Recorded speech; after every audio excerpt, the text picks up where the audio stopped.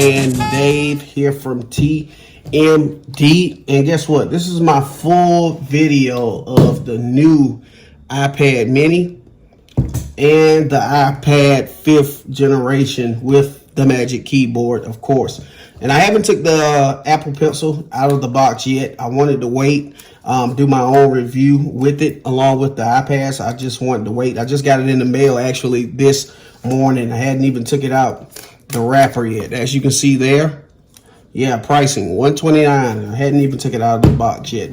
But let's have a quick look at both of these things. These iPads I just received on Saturday. Hadn't had much time to play with either at all, but they have been some great products, just messing with them for the past few days. Right now for me, I do have a MacBook Pro, so I'm definitely looking at something that can be more of a productivity beast for me right now, but not necessarily spending the bulk of the money to get the new iPad Pro. I just want to find something that works well for the products that I already have on hand. And maybe if you're a viewer, you're looking at it from the same way I am as well. So for me, my wife has an iPad Pro, but I got her that simply because she doesn't have a MacBook. So it makes perfect sense. I'll start this video up by at least saying that, guys, if you do have a MacBook, the point of having a Pro or maybe the iPad 5th generation with the Magic Keyboard, there may not be any use for that, especially if you run the 256 gigs plus the $299 Magic Keyboard price with the Apple Pencil of $129. You're easily looking at $1,000. And I would say from this end, why spend that when you can go get the MacBook Air for about $1,200, right? If you're looking for that type of productivity beast to do all your photo editing, just get a computer. Right, so that's what has me torn right now on which one to go with, because I have a MacBook Pro, and right now playing with this just for a little bit. The mini is growing on me, and it's growing on me for a few reasons. I like that it's fast as I don't know what, as well as this Air. The Air is really fast too. Let's just look at a quick walkthrough of the mini. I like how it moves. It moves very seamlessly. It does come with the Bionic 15, Apple's 15 Bionic chip, same as in your iPhone, but it moves very, very fast. It comes with also the 12 megapixel camera in the back, Apple logo. I got it in space gray. It's just a great product to actually hold. It's just a one-handed device. To watch videos, to read books. It just gives you such a great form factor if you already have a laptop, I believe. As we walk through some of the apps in the same way as the Air, having a bigger screen, I just look at the smaller screen as being something for users that it can become pocketable. You can necessarily take this and put it in your back pocket. I know a lot of folks wouldn't. There are a lot of accessories and great things to go along with it. The Apple Pencil pairs along with it great, but there are some things about it that it just makes life easier to me already having a MacBook. Again, if you don't have a MacBook or a computer, you may want to look at the mini here. Right now you may want to look at the Air. Sorry. Right now I have it in space gray as well. The iPad Air 5th generation does have Touch ID, the unlock. Screen's 10.9 size with the mini being at 8.3. Moves very fast with Apple's new M1 chip. I think that was a huge upgrade, definitely with these two devices. You can get them in Wi-Fi and cellular. You can get them in 64 and 256, which is a great thing. I know the iPad Air 5th generation is starting off at about $599. The mini starting off at about $499. Wi-Fi plus cellular for both. Like I said, the Air is a 10.9 with the mini being an 8.3 display. Both are liquid retina displays with True Tone. It's a great bonus right there. Again, this comes with the A15 chip and the M1 chip in this one. 256 gigs, 12 megapixel between the both. Super fast charging, 5G connectivity as well for both devices, which is absolutely great. Both devices work well with the Apple Pencil 2nd generation, which is also great. Just the Air comes with the Magic Keyboard. You can get third-party keyboards to go with your mini if you want to, but the Magic Keyboard, the Apple Magic Keyboard, only comes with the Air in newer devices. So that's the only thing as well that's out there. size and weight, we got to look at it. The mini will be a little lighter than the Air. The height of both, the height for the iPad Air is 9.7 inches. The height for the mini is 7.6 inches as well. So right now, the displays are one thing that stands out to me in both of these devices as being very, very great. To me, you just have one that moves a little faster than the other one. My wife played with the iPad Air, and she believes it moves very fast with Apple's M1 chip in it. But me, I really can't tell the difference when I'm on the mini or the Air. I really can't tell the difference between the two. I think they both move and maneuver very, very well for what they have. But it all comes up to what you need this device for, and can it be good to you? It all depends on what you need it for. I'm gonna just click on some videos here on YouTube because I want to walk you through the sound. Welcome back to my full review of the brand new iPad Air, the 5th gen, and also a bit of a comparison against every single iPad that you can currently get. I've got all of them in front of me except for the entry level, which I accidentally left at home because I've been taking it to a lot of my architect meetings. But for all of the B-roll in this, the sound is very crisp, very clear. The speakers work absolutely phenomenal. Let's take a quick look at the mini just to see how the speakers sound if anybody's worried about speaker. Welcome to Max Tech, and this is our review of the iPad Air 5. I've been using the new iPad Air 5 for 2 weeks now, and I think I've finally gathered my thoughts on where it stands within the iPad lineup, as well as how sound quality is great. As you can see on both devices, you do have the speakers at the top and at the bottom. The mini and the Air both have Touch ID, but what they did, what I thought was very unique with the mini, is they put the up and down volume buttons on the left side because they left this open for the Apple Pencil to be able to connect, which I think is a great feature. Some people, I've watched a few videos, some people it kind of nags them and bugs them, but I think it feels really good. I like the fact that they went with that form factor on the mini to be able to adjust to it because it's a smaller device. I don't think they did that by accident. So great job by Apple, I believe, with able to pair to the Apple Pencil 2nd generation and being able to put the buttons on top. I think that's a good pair between them on that. So both of these devices have been great. The cameras on both, I wouldn't say you would use it as your daily driving camera to actually take photos. That's why you have the iPhone. The iPhone is probably the best phone taking photo device I believe is on the market today between them all. But right now, like I said, looking at the Air, the only difference is you do have this Magic Keyboard. Let's look at this Magic Keyboard just for one quick second, just so you guys can get a feel of it and exactly how well it works. So as we take this iPad Air and we stick it on here, of course the Magic Keyboard it works perfect with.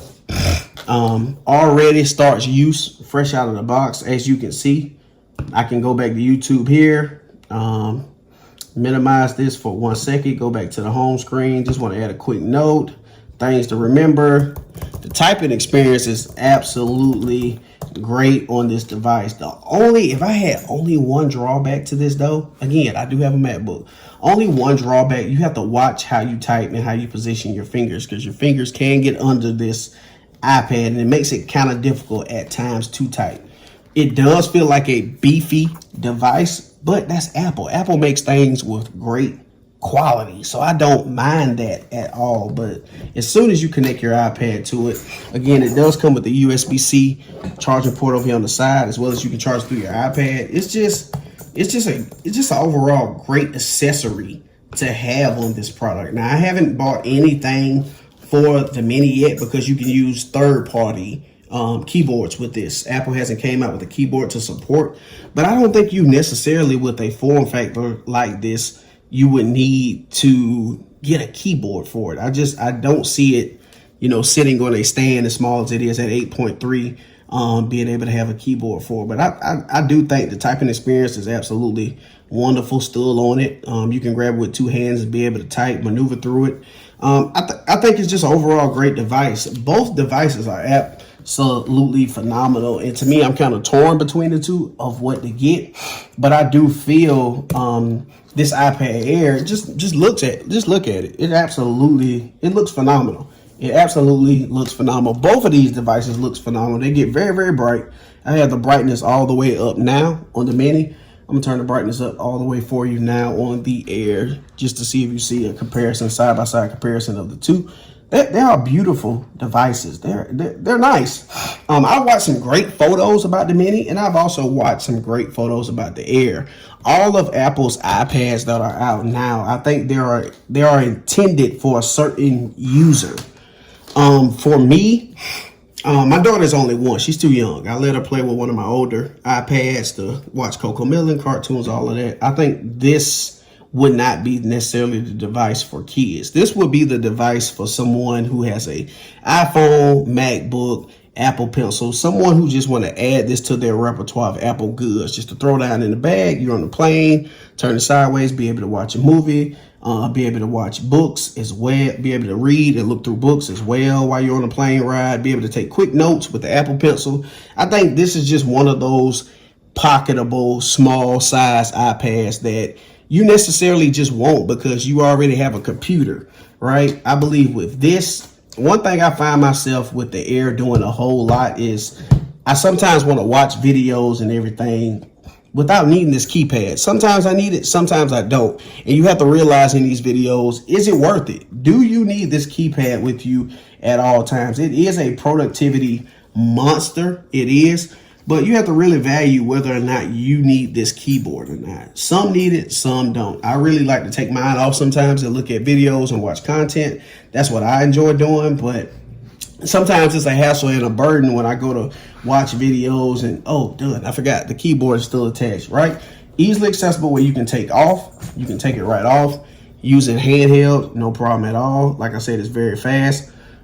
It works well. It works very, very well. You put it back on the stand, prop it up, can change views and angles from it as well. I believe this works right. It's just a great product. Both are just phenomenal products, right? They're just phenomenal products. Again, my wife has the iPad Pro and she's absolutely in love with it. But you know why I don't mind her having that iPad? She doesn't have a laptop and she owns her own photography business. So that's an absolute powerhouse with the motion display for her to use where she can be successful in her business and do everything upstairs she want to show the kids videos, take pictures of the kids. She can easily upload them there. Me, like I said, this form factor, the smaller form factor just works for me. I'm just dad and I like my own personal products. So in a way, I like it and it works for me. The speakers are great. I know it'll pair well with the Apple Pencil as soon as I break it out. But those are the things I like. Between the two, what would be the product I would go with? I know I'm continuing to stare at this because this setup looks absolutely gorgeous and I keep staring at it. But knowing me and the way I feel now and the way I'll be going, I'll probably lean to keeping the iPad Mini. And the only reason I say that, guys, is not being a critic because I think both of these products are absolutely stellar. Apple knocked it way out the park with this one. The only reason why I would keep the Mini, just because I have a MacBook Pro. That would be the only reason. This liquid retina display is absolutely beautiful on this 10.9 screen. This liquid retina display also on an 8.3 inch screen on the iPad Mini looks absolutely phenomenal as well. It just depends on who wants these products, right?